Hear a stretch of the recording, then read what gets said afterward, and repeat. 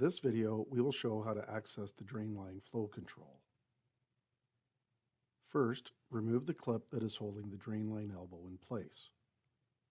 Then as you wiggle the elbow away from the control valve body, be aware that you may find that the rubber flow control will be attached to the end of the elbow.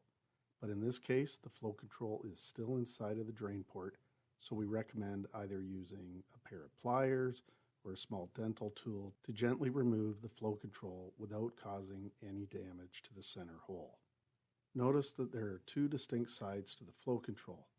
This will become important when we place it back into the control valve drain port. Note that there's a small O-ring on the end of the drain elbow. If it is torn or pinched, we suggest that you remove it and replace it with a new O-ring, as if left in this state, it may cause a drip coming out of the drain port.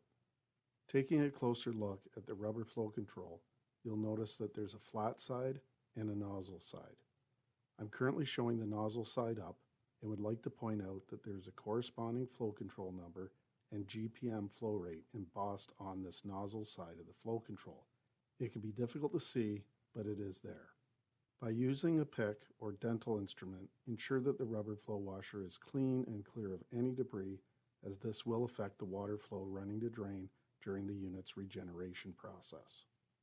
Make sure that you apply a thin layer of silicone grease onto the O-ring before placing it back into position. Push the flat side of the flow control into the drain elbow as shown here.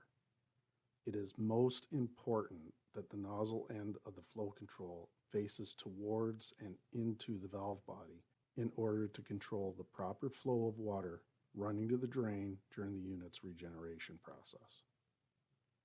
Then push the drain line flow control elbow assembly back into position, nice and snug, and then you can swivel the elbow to your liking and push the secure clip back into place.